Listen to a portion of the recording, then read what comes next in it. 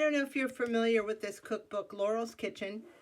It was published in the early 70s. I bought it about then. I bought it in Berkeley. It had been written in Berkeley. It was just a real amazing thing. I saw it and I knew I had to have it.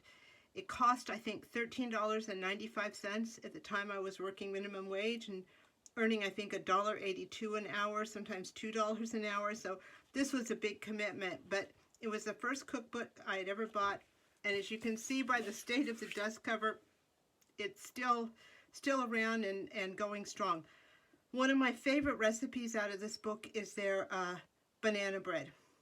And it's dairy-free and egg-free. So we're going to set up right now. I'm going to do the dry ingredients for it because I want to make it in a couple days, and I thought I'd ease my burden a little bit by doing the dry ingredients right now and then adding the wet ingredients in a few days. And we'll do both those processes together. So let's get started. I've made some deviations to the recipe over the years, and I'll tell you what they are as we go through it. Some of it is availability of ingredients, and another one is a flavor decision. It calls for 1.5 cups of whole wheat flour.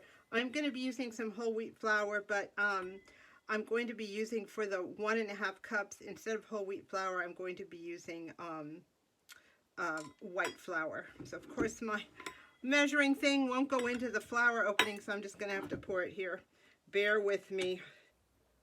It also calls for 1/2 cup wheat germ, and at the time this book was published, wheat germ was everywhere. You could find it everywhere. I have only found it in one place, and I decided that since it's so difficult to find and not that cheap anymore, we're just going to substitute wheat flour for the wheat germ. So we have 1.5 cups regular flour and then 1/2 cup of wheat flour. Just like that. 1/2 cup of brown sugar. Now 1/2 teaspoon of salt. 1/2 teaspoon of baking powder.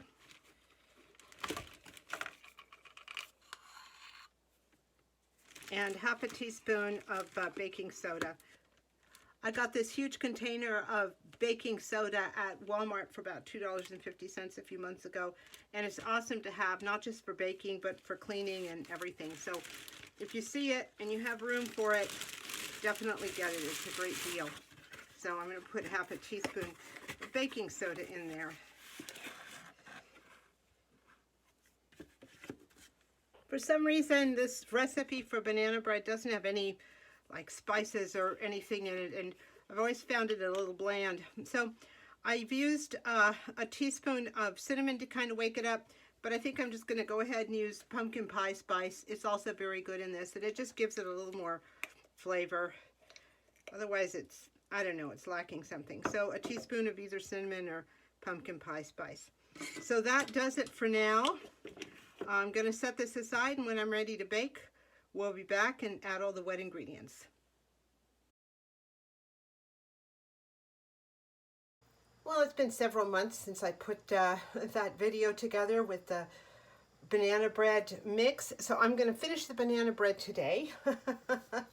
No time like the right time, right? So the ingredients that go into the dry mix are 3 ripe bananas, which I have right here, and 1/2 cup of margarine. So I'm going to unpeel these bananas and start mashing them and find a way to soften this a little bit.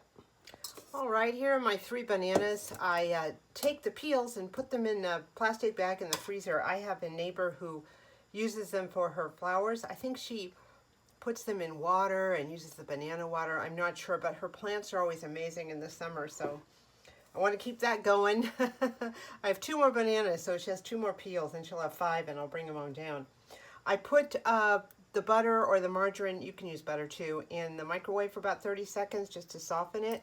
I did cut it up into pieces, which seems to help. These are not the directions, but I'm just going to mash these all together. Actually, what you're supposed to do is cream the margarine and the sugar together separately, but I've got everything already in that mix there, so I'm just not going to worry about it. So I'm just going to be hanging out here mashing this, and I'll come back when it's done. Well, the fork wasn't cutting it, so I pulled out the potato masher, and that worked just fine. And there's a couple different types of potato mashers out there, I've noticed. I like this type. The other type, everything gets caught in it. I think the other type has little ridges in it or something. I'm sure there are people who love it, but I'm lazy. I don't want to spend hours cleaning out kitchen utensils. All right. Well, it's time to put in the mix. I'm going to loosen it up here and mix it up a little bit because I did it in layers, not necessarily to make it attractive or anything like that, but just as the ingredients appeared on the ingredient list.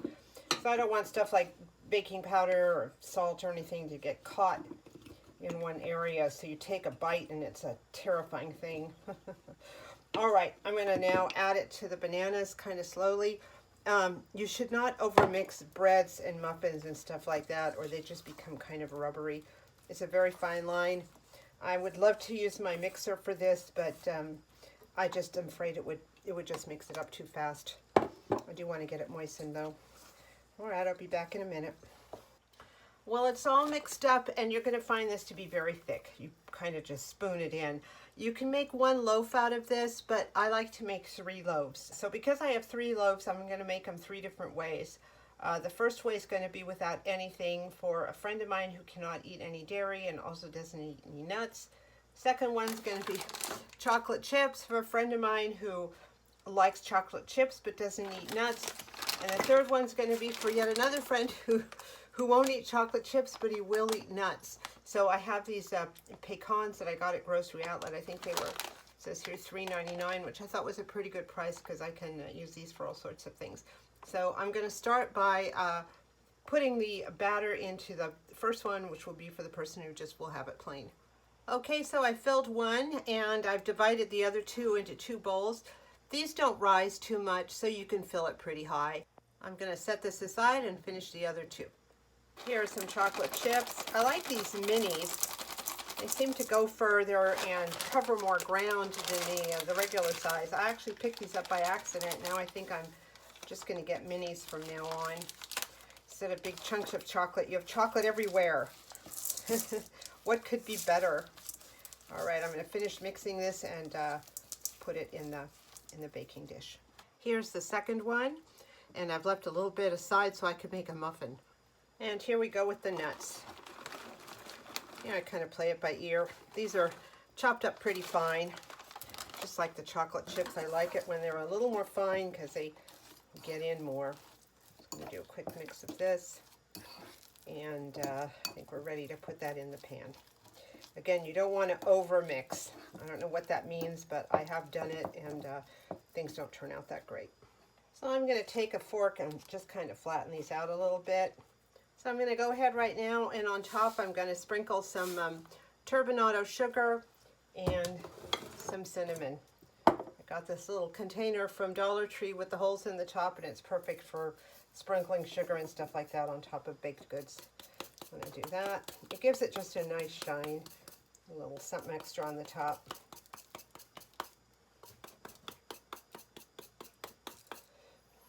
And now some cinnamon. Or you can also sprinkle cinnamon sugar on top also.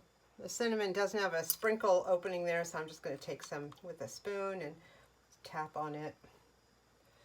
I don't know, did it have one? I'm not sure if it had one or if it had one and it fell off. Just not sure. Take a little off of that. So there we are. I'm going to put these in the oven. When I'm using these little loaf pans, I like to use a cookie sheet to put them on because things don't tip on the rack. I've preheated the oven to 375. I'm going to make myself my little extra muffin, and I'll see you in a little bit. Well, here they are directly out of the oven. I don't know how long they actually took. I use the clean knife test. Stick the knife in. If it comes out clean, it's done. I love using the parchment paper because when these are cooled down a little bit, I just lift it right out. Here's one of the muffins I made. As you can see, I opened it up. It is perfectly baked, and I can hardly wait to try it. So this is the Laurel's Kitchen banana bread recipe. I've tried other banana bread recipes, but this is truly the best. Thank you so much for watching.